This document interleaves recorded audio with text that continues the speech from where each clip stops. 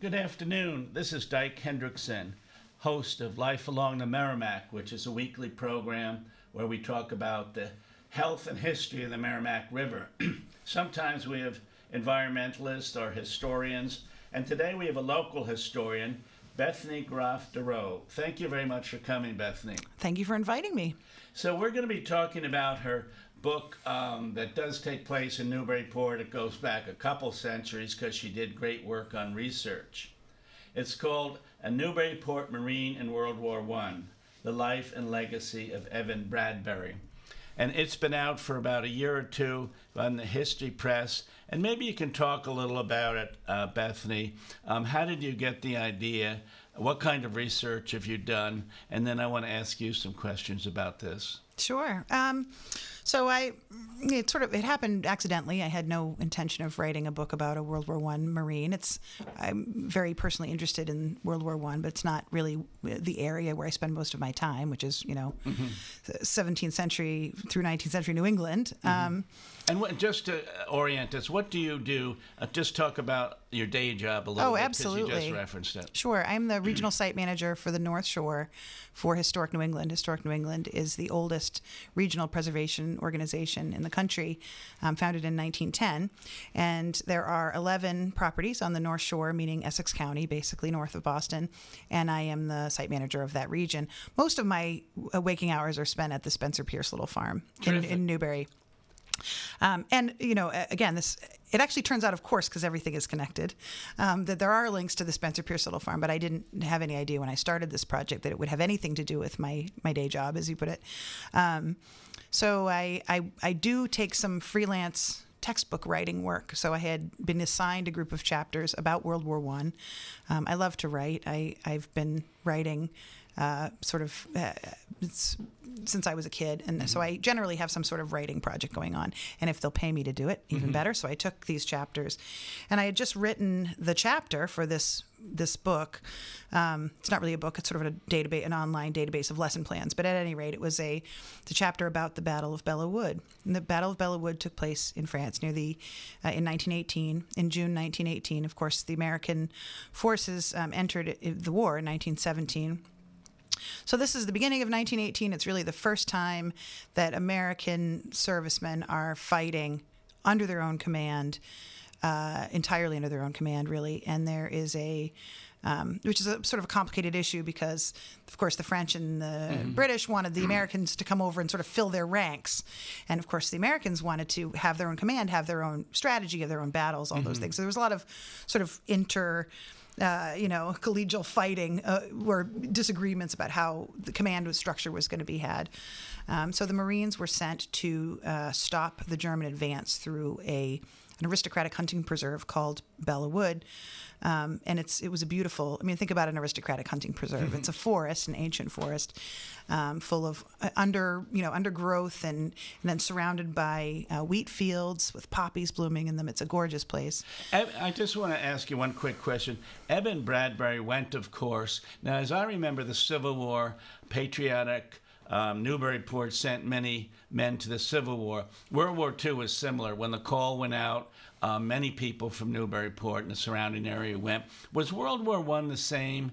Was it that kind of patriotic fervor? Oh yes. I think, the United States had been watching what was happening abroad with increasing horror, starting with Belgium, what they call the Rape of Belgium, which is, when the Germans just ran through Belgium, destroying and murdering as they went, or that was at least the story at the time, and was not untrue. So I think that this country had been watching that going on for a long time, and a lot of young men had been itching to fight. I think the difference between World War I and World War II, for me, looking at it as a historian, is that in World War II, we really kind of knew what we were getting into. World War I, there'd never been something like a war on the scale of World War I. Of course, by the time the Americans entered, they should have known what they were in for. But I think a lot of young men thought that it would be an adventure. felt like it was an opportunity for them to prove themselves. I think of course, I didn't know anything about Eben Bradbury when I was writing this article. He was indirectly or distantly related to you, was he not? He is, but I have no idea. I didn't know any of that. I actually left my house after I wrote this chapter to take a break, and I went to CVS. I love this, the local angle. Oh, CVS, yeah. here we went go. to CVS. So, what's across from CVS? There's George Washington, there's a big rock, and there's an artillery piece, right? I had never read what was on the rock, and I stopped on this particular event and read the plaque on the rock, which was dedicated to Eben Bradbury, killed in the Battle of Belleau Wood. Now, remember, I've just written the chapter on this battle. That's right. Mm-hmm. And it was one of those coincidences that happens all the time in a town like this that just really made me wonder what was to this story. So I started asking some questions about it. And of course, Eben had died in that battle that I had just studied. And so I had a pretty intimate experience of at least the end of his life. And it made me very curious about what the rest of his life had been like. And as I started researching his family, I am what I lovingly refer to as an inbred townie. So I'm related to almost anyone in this town. So and in the process of researching him, when I wanted to get his military record, I needed to show, I had researched his family to see if there was anyone. You don't want to invade anyone's privacy with your requests. So I found out that he didn't have any local close relatives. I was introduced to Steve Bradbury, who's a distant relative of his, as I am. I mean, no close relatives, but who had done a lot of work keeping the artillery piece, which is a howitzer, it's a World War I howitzer, maintained, and actually had a medal that had been cast from the city for Eben Bradbury. And that's where the whole story really began, is Steve Bradbury gave me the medal and said, "You're going to take it to France."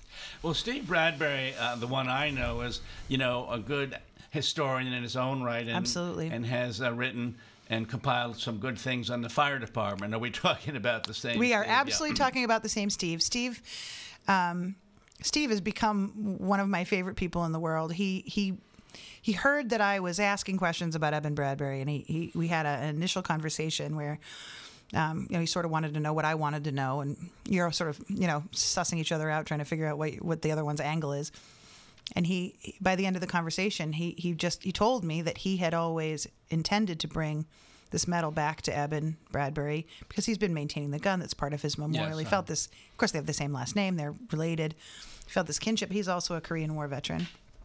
He was in the Navy during the war, and he just felt this kinship with this young man who had died. Always meant to go over. Realized that he's now past the age where he could do that the way he wanted to do it, and so he was having a hard time coming to terms with not being able to fulfill this promise he'd made. And so I think he saw me as a, okay, well, I've given you the baton. So off I went to France to bring Eben his medal. And that was a transformative experience. And, visited the Iron Martin American Cemetery, which is a remarkable, beautiful, haunted place, of course, in the middle of the battlefield. It's really remarkably well situated. Came back, wrote several newspaper articles about my experience, and then sort of thought, okay, I did my thing. I, fulfilled my promise. I helped Steve do his thing. And then a year later, I received 309 letters from a man in California. Talk about that. As I understand, there was a sale out in California of some memorabilia. I don't think it sold the first round, but I think the farmer may have picked it up, may have gotten your address and sent it your way. So you had a lot of documentation all of a sudden fall in your lap. I did. It was really a moment of extraordinary serendipity, and there have been many of them, starting with seeing the rock that one day. But after Eben died, after he was killed, there was a real mess up about reporting his death. His death was not terribly well handled. It was misreported. His effects were never found. His parents became increasingly bitter and angry, and of course they were distraught and bereaved. They moved to California. His sister had moved to California. That was an only child, as I recall. He actually was the only, he had an older sister. Oh, that's right. So his sister, Marguerite, who went to Colby. Yes. Yep. She went to Colby, and then she married a guy that I believe she met at the Pease Air Force. I mean, the Pease, I'm lying, at the Portsmouth Naval Shipyard. So she moved out to California. She moved out to Hickman, California, near Modesto. Parents went out and lived near her, now their only surviving child, and stayed out in California, died in California. And so all their effects, everything that they had brought with them from their many, many generations in Newburyport in the area, stayed in California after they died. So last year, 2016, so 3 years ago now, two groups of letters that were tied up with string came up for auction at an estate sale in California. They did not have any bidders. They were thrown in with another lot that had been purchased by the proprietor of a local farm shop, like a tender crop farm. And he Googled the name on the tied bundles of letters and found the article I'd written for the Daily News and sent me letters dating back to 1738. And what it was, to me, is the story of a family. Sure. Well, you go back, of course, you did a wonderful job talking about his participation in the war, but also you went back numerous generations because they had been on the sea, they had been, working in businesses in Newburyport. So that was a very old and successful family. Absolutely. The Bradbury family, of course, probably the earliest famous Bradbury family is Mary Perkins Bradbury, who was accused of witchcraft. In the 17th century, she was not executed. I believe she was convicted, but not executed. It was sort of one of those, mysteries of how that ended. But she ended up back home and did die at home. And then the family, which was really sort of Salisbury-based, made the move over to Newburyport a couple generations later. The first sort of very well-known Bradbury worked with Moulton, the silversmith, and then went into business with his son, the first Ebenezer Bradbury, who was later a state legislator and the state treasurer actually for a while. And they had a silver company called Bradbury and Son. And you still actually, it's been one of the wonderful things that's happened as a result of this book is that people are periodically sending me spoons. There's this wonderful collection. That's unusual, but it must be appreciated. It is. It's much appreciated. It's really a lovely, homage to the families. These spoons all still exist. They've got a bee with the Massachusetts Indian, and it's great. One of the things I thought your documentation was terrific on was when you do have good detail on when he goes into the service. He's in New York and then goes to Philadelphia, I think. Then he goes overseas, gets there probably quicker, gets to the front line probably quicker than he thought. How were you able to put together some of these elements of his training and then, I'm leaving in 5 days and I've got to write my parents before I go. Where did that documentation come from? Well, I'll tell you, it was there was such a richness of sources for me because I'm used to working in the 17th century and where you have, one document and then you have to sort of do a deep dive into everybody that could have shed any light on that thing. And in this case, because the letters that were had been kept by his father, I have all of his letters home to his parents when he was in basic training. I have his father's diary from the time that he was away. I have the newspaper. I have the Daily News. I could layer all of these things over each other and get a very full picture of what was happening in his father's life and his life in the war. Of course, I have the, big view of what was happening with the, American Expeditionary Forces at that time. Did you have charts and schedules on the wall that indicated, well, June this happened, July that happened? Did you do it that way? Or not? I didn't, but I did something sort of close, which is that I made notes of every diary entry. His father kept a diary where he made some sort of note for just about every day of his life, of his adult life. Sometimes it was just the weather. Sometimes it was who he had coffee with. But, it was pretty much every day. So any reference to Eben, I put it all in a spreadsheet by date. And I also, in that same spreadsheet, put in all the letters by date. So if I needed to know what was happening to him on June 13th, 1917, I could pull that up and I could see what his father was doing. I could see what he was doing. I could see what was happening in Newburyport. So I could see I could see a section of time and what was happening in the family at that time.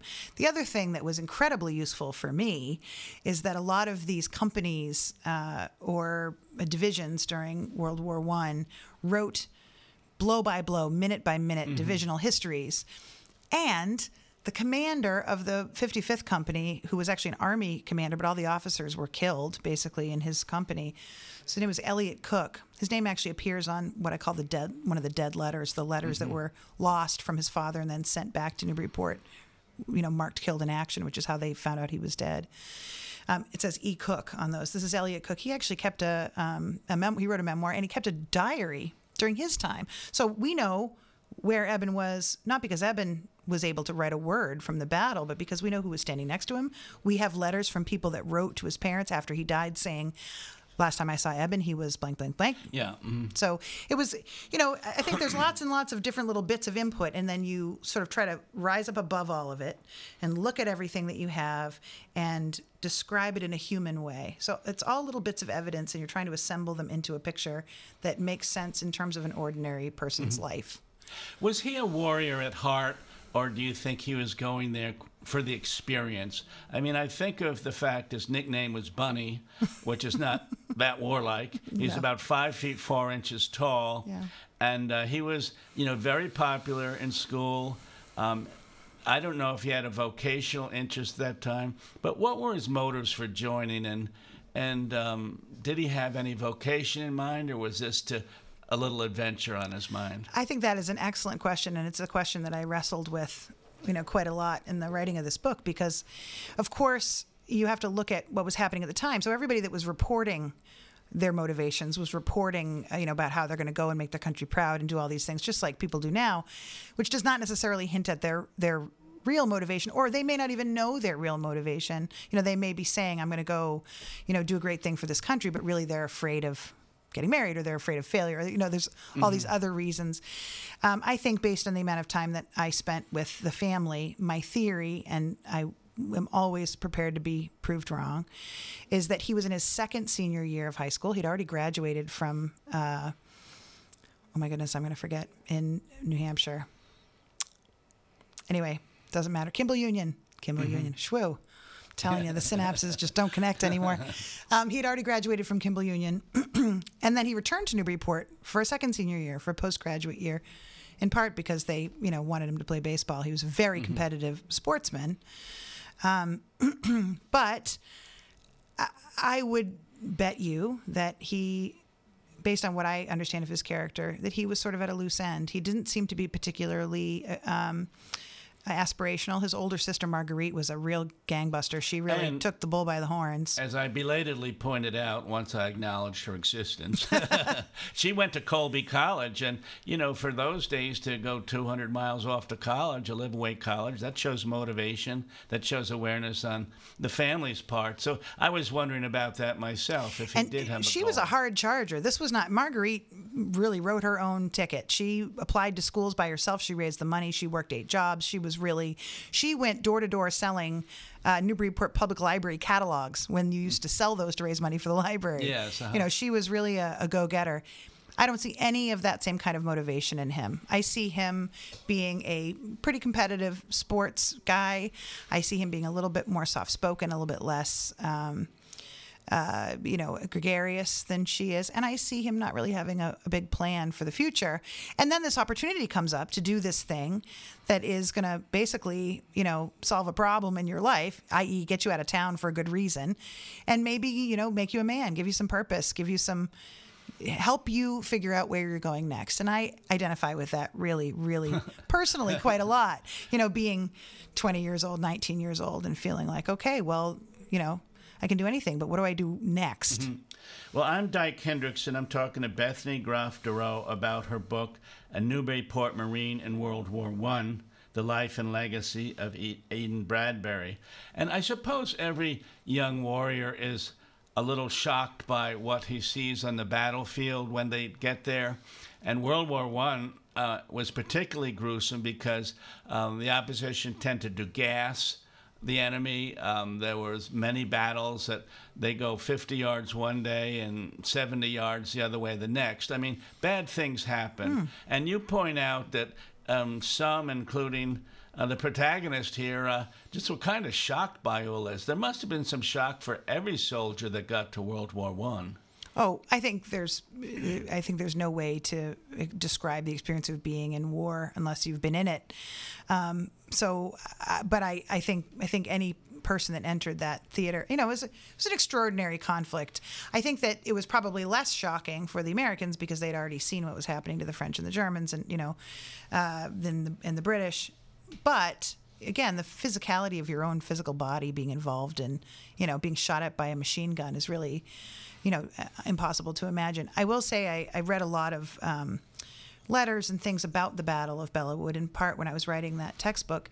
One of the most evocative things that I read, it was a young man who described trying to get underneath the machine guns, and he talked about hot nails. He was like, they're hot nails flying over your head. And I thought, oh, wow, that's the best description of being shot at I've ever heard, because that's what it must have felt like. You're going to get a nail in that, So there was you try to get a sense of it. His letters home did not tend to have a great deal of detail because they were censored, and they were told, these young men were told to be positive and don't frighten the people back home. So a lot of what you get for real detail was written after the war, or it was people's personal journals that they published after the war, where they could be more forthcoming about how horrifying everything was. And of course, there wasn't as much coverage in the day. It was censored. Photography and social media isn't what it was today. I remember some of the shock that people felt during the Civil War when Matthew Brady and some of the other photographers took pictures and sent them back to the cities. The reading about that, a lot of people were very, very shocked at the grotesque nature of war, which most people don't get to see. But one thing I wanted to ask you, every family, every couple, the parents would be aggrieved at the death of a child, a beloved child, but their family, the parents, took it very hard, and as you pointed out, packed up and moved to California. Were they unusual? Does that happen a lot, or is it, hard to generalize? So I think that the way that I see them reacting to Eben's death, I think is unusual now, because a lot of us have well, first, I think that there's a lot of systems in place that have been in place since World War I that deal with bereaved families and try to support families as they're going through this kind of thing. We as a country didn't really have any of that in place. He was one of the, these are some of the first casualties that are coming back. He died at the beginning of the real hard American engagement in World War I. So a lot of the systems that would be in place later to support families were not there. The other piece of that is that his father was a pharmacist. His pharmacy was at the corner of State and Prospect Street. Pleasant Street, where Ridgedale's is now. And he was a very orderly, regimented, patriotic man. He had a very... And they were very close. They took long walks together. Yes. For that period of time, I think loved they were baseball. very close. They talked about baseball all the time. His father kept meticulous record of his scores. But his father... The way that his death was handled, he was killed on June 12th. And his father, who hadn't heard from him in months, continued to send letters, first of all, and also started asking all these questions about what had happened to my son. I haven't heard from him in 6-7 weeks, what's happening. And he got all this sort of brush off. So we got, oh, he's fine. Oh, we have no record of a casualty. Oh, and I have these telegrams. I have them because they were part of the letters that were sent to me from California. This must have been amazing as you got deeper into this, and the documentation that you had and some of the pieces that you had were really remarkable, the way they bring this to light. And some of them were just absolutely heartrending. I'm the mother of teenagers myself, and I identify with what it's like to be that age, and I identify with his father. There's one letter. It's what the Marines call the last live report, and it's the letter that's written from the person that was with him, that saw him last, basically, when he was alive. And this person, his name was Sergeant Carl McCune. He sent the letter 2 years after Eben died.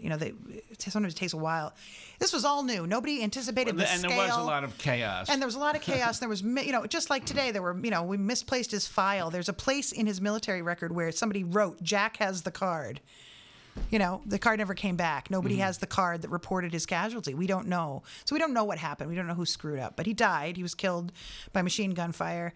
And then his body showed great bravery, because as I read the scene, the officer says, we've got to charge, this German machine gun unit. And, well, as a regular mortal person, it takes, I suppose, a great deal of bravery or a great deal of discipline to say, fine. In fact, one guy, as I read your book, yelled over his shoulder, well, you guys don't want to live forever, do you? Oh, yeah, that's a famous Marine quote. Come on, I don't know, can I say it on the radio?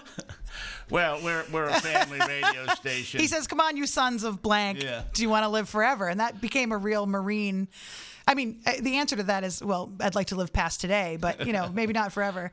But Eben also lived. One of the remarkable things about him is that the battle began on the 6th of June, and the 6th of June was the worst day in Marine history for casualties. I mean, it was a slaughter. And he lived for 6 days. So he wasn't killed in the first volley of machine gun fire. He had to spend 6 days running into machine gun fire and wearing a gas mask. And he was already sick. There's all kinds of other it's just incredibly powerful. And yes, very brave and also very poignant. This is the thing that became very important to me in thinking about all this. First of all, you asked me about his parents' reaction, and I to close that loop off by saying what happened is that his father, at a certain point in all of his, just stopped mentioning his son's name, and there's a certain point where he never mentions him again.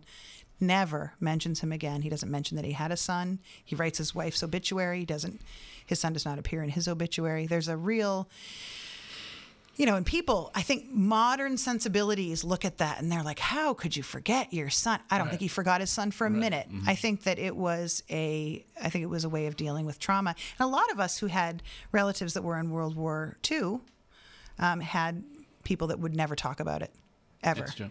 Well, talking about things that happened a century ago, as I understand it, changing the subject to quite a pleasant subject, baseball in the spring. And I wonder, Bethany, if you could talk a little about an event this weekend at your organization, where it's going to be. And this is baseball from the old schools. Sure. We can link that to Bunny a little bit. He was a huge baseball fan. We are the home field for the Essex Baseball Association, which is a vintage baseball club. This is on the high road in Newbury? Yep, this is at the Spencer Pierce Little Farm in Newbury. They've been playing there for, maybe 14 years now. First just a couple of games, and now they play almost every weekend during the summer.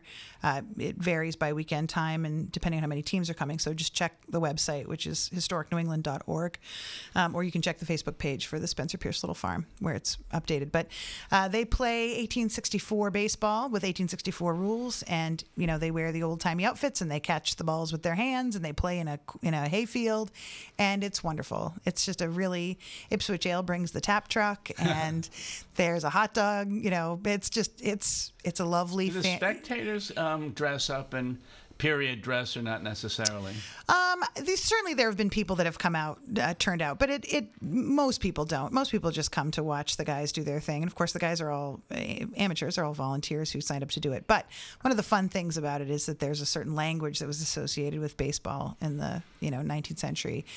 So they do pass out information about exactly how, what names you can call the referee and which ones you can't. Now, are you calling balls and strikes yourself? I don't have anything to do with it. I'm over helping to, make sure, keep people off the animal fence and giving house tours. But they actually have umpires that are incredibly well versed in that particular set of rules. You could have my dad on here and he would he'd go on for an hour about everything that's different. But the biggest differences, there's no strike zone. So, it's not balls and strikes the way we think of it. And there's also, you can catch a ball on a bounce. You're catching these balls with your bare hands. It was considered much more manly to catch it right out of the sky. But, some of these balls are, it hurts. When you hear it hit a hand, it really hurts. So you could catch it on one bounce, not more. The bat was an unregulated length, so you could have a 20-foot bat if you felt like it. So there's just a lot of little things that are different. Again, the language is different, and the rules, you have to be very familiar with the rules to be an umpire in these games. We have about a minute left, Bethany, and you mentioned earlier that you like to write. You frequently have a project underway. Are you working on something now, or are you extending this book, which is, very rewarding and has had many legs? People talk about it frequently for many different things you pointed out. Do you have a project underway now? Well, I just discovered a woman who lives in Oregon just sent me a note that she has a bunch more letters from Eben Bradbury. So I think I'm going to keep my eye on him for a little while and see what more there is to learn. It was an intriguing period of time, and as you pointed out, some individuals, maybe today also, they're not motivated, they don't know the next move necessarily, but they go into the military. And going into World War I was certainly, an incredible element. So I have been speaking with Bethany Groff Dorau. Her book is A Newburyport Marine in World War I. the life and legacy of Evan Bradbury, a local individual. We're here just about every week on Tuesdays at 2 o'clock. This is Life Along the Merrimack. Frequently we talk about the history of the shipbuilding and the health of the river. Sometimes we talk with good authors like Bethany. So I do thank you for being here. We'll meet again. And until next Tuesday, this is Dyke Hendrickson. Thank you.